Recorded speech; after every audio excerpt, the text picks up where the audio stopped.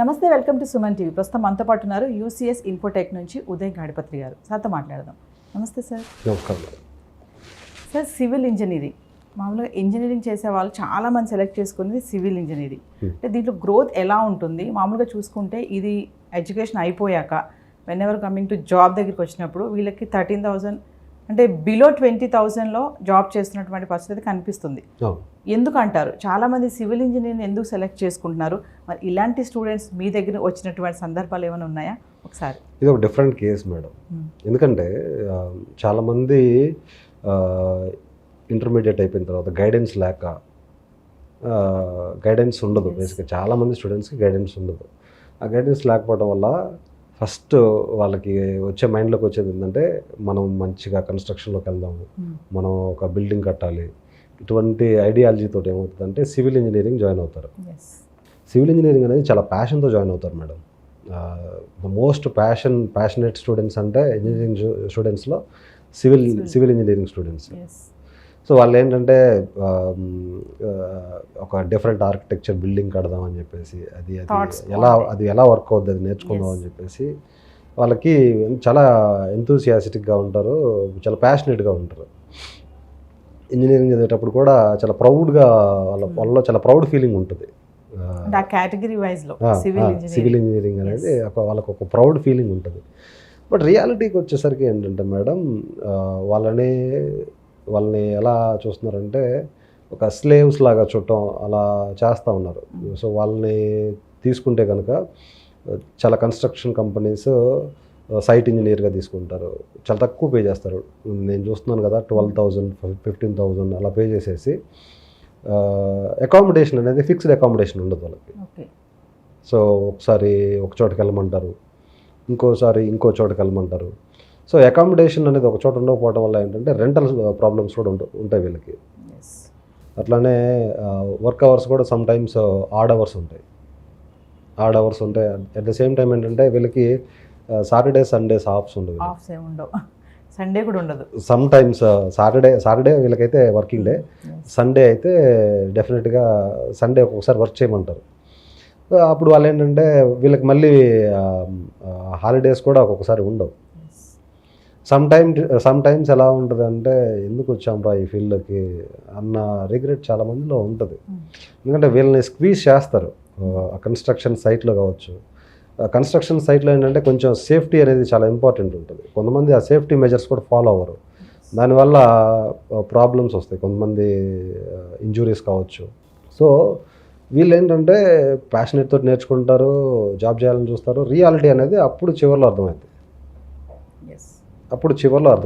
ఇలా civil engineering నేర్చుకొని ఇలాంటి జాబ్స్ చేయలేక శాలరీస్ గ్రోత్ లేక చాలామంది క్యాండిడేట్స్ మన దగ్గరకు వస్తున్నారు మేడం. సో డెఫినెట్గా నేను చెప్పినట్టు ఇంతకుముందు ఐటీ ఆల్వేస్ వెల్కమ్స్ టాలెంట్.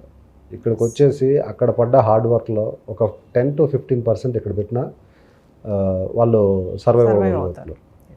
చాలామంది స్టూడెంట్స్ ఏంటంటే ఆ సమస్యలు ఆ ఫీల్డ్ వర్క్ అదంతా చూసిన తర్వాత రుద్రాబాబు ఐటీలో అయితే ప్రశాంతంగా అంటే వాళ్ళ దృష్టిలో ప్రశాంతత అంటే ఈ డిఫరెంట్ ప్లేసెస్కి ట్రావెల్ చేయటం, సేఫ్టీ లేకుండా వర్క్ చేయటం, వీటితో పోల్చుకుంటే ఒక చోట కూర్చొని మైండ్ని యూజ్ చేసి వర్క్ చేయడం అనేది వాళ్ళకి ప్రశాంతత.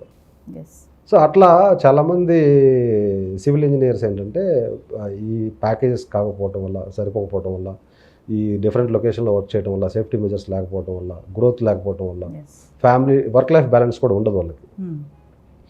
సో ఇలా ఉండటం వల్ల ఏమవుతుంది, రేపు ఆబ్వియస్గా ఇప్పుడున్న కాస్ట్ ఆఫ్ లివింగ్కి 15,000 20,000 శాలరీ అనేది డెఫినెట్గా వర్కౌట్ అవ్వడం లేదండి.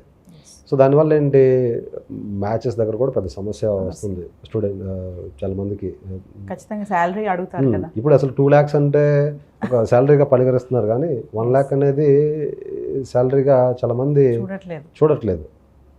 అమ్మాయిలు చాలా తెలివిగా ఆలోచిస్తున్నారు, అబ్బాయిలు కూడా కొంచెం తెలివిగానే ఉంటున్నారు.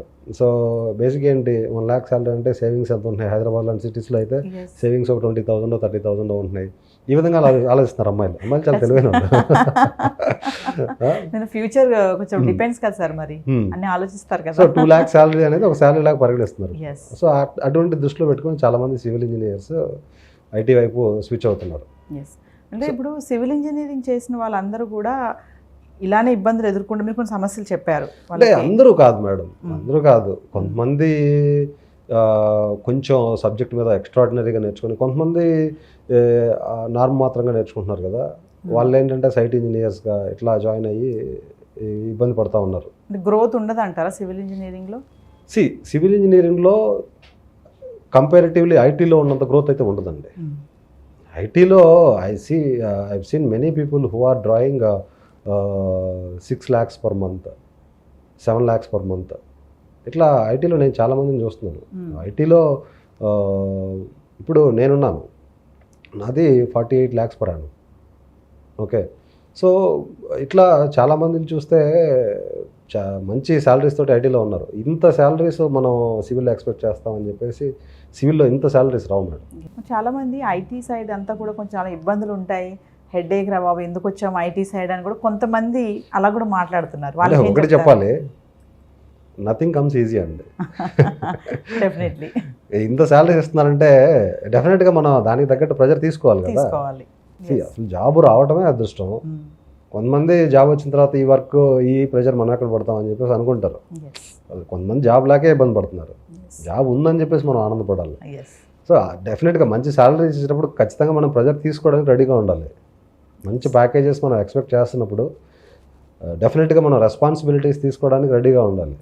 ఎప్పుడైనా కూడా మన దగ్గర ఒకరిద్దరు వర్క్ చేస్తున్న వాళ్ళు శాలరీస్ అడుగుతూ ఉంటారు, పెంచండి సార్ అని చెప్పేసి. నేను అంటాను, రెస్పాన్సిబిలిటీస్ తీసుకొని డెఫినెట్గా పెంచమని చెప్పేసి అడగండి, నేను పెంచుతానని చెప్పేసి చెప్తాను. అంతే, ఎంత శాలరీకి అంత వర్క్ ఉంటుంది. ఆబ్వియస్లీ ఎందుకంటే మనం శాలరీస్ ఇస్తున్నాం అన్నప్పుడు ఆ శాలరీస్ తగ్గట్టుగా రెస్పాన్సిబిలిటీస్ తీసుకుంటే మనం అప్పుడే మనం ఇంకోటి కూడా చేయాలి మేడం. మనం ఎప్పుడన్నా మన మేనేజర్ని హైక్ అడిగేటప్పుడు కావచ్చు, ఏదైనా శాలరీ పెంచమని అడిగినప్పుడు కావచ్చు, లేదన్నా బోనస్ అడిగినప్పుడు కావచ్చు, చెప్పాల్సింది సార్ నేను ఈ రెస్పాన్సిబిలిటీస్ తీసుకుంటాను, ఈ ఇట్లా నేను హ్యాండిల్ చేయాలనుకుంటున్నాను అని చెప్పి అడిగితే డెఫినెట్గా ఓకే అని చెప్పేసి కొంచెం పాజిటివ్ రిజల్ట్స్ వచ్చే ఛాన్స్ ఉంటుంది. సో ఫైనల్లీ సాఫ్ట్వేర్ జాబ్ అంటే బిందాస్ లైఫ్ అంటే ఏమంటారు? సో బిందాస్ లైఫ్ అని నేను అంటలేదు. సో కరెక్ట్గా మనం చేసుకుంటే వర్క్ లైఫ్ బ్యాలెన్స్ ఉంటుంది. వర్క్ లైఫ్ బ్యాలెన్స్ అంటే సాటర్డే సండే ఫ్యామిలీ తోటి స్పెండ్ చేయొచ్చు. సో ఇప్పుడు మన రెస్పాన్సిబిలిటీస్ని కనుక కరెక్ట్గా టైం టు టైం చేయగలిగితే వర్క్ లైఫ్ బ్యాలెన్స్ని మనం మెయింటైన్ చేయొచ్చు. వర్క్ని కనుక పోస్ట్పోన్ చేసుకుంటా ఉంటే వర్క్ లైఫ్ బ్యాలెన్స్ మనకు ఉండదు. సో వర్క్ని పోస్ట్పోన్ చేయడం అనేది చేసుకోకూడదు ఐటీలో అయినా సరే. సో కొన్ని ప్రాజెక్ట్స్ ఉంటాయి మేడం ఐటీలో కూడా. కొన్ని ప్రాజెక్ట్స్ ఏంటంటే హెక్టిక్ వర్క్ ఉంటుంది, అది చాలా రేర్గా ఉంటుంది. వాళ్ళకి ఏంటంటే కొంచెం ప్రెజర్గా కూడా ఉంటుంది. చాలా తక్కువ ప్రాజెక్ట్స్ అట్లా హెక్టిక్ ప్రాజెక్ట్స్ ఉంటాయి. అటువంటి ప్రాజెక్ట్స్లో వర్క్ లైఫ్ బ్యాలెన్స్ అనేది కొంచెం అటు ఇటుగా ఉంటుంది. బట్ డెఫినెట్గా IT is the best job అండి. ఐటీ అనేది one of the best jobs. Thank you madam.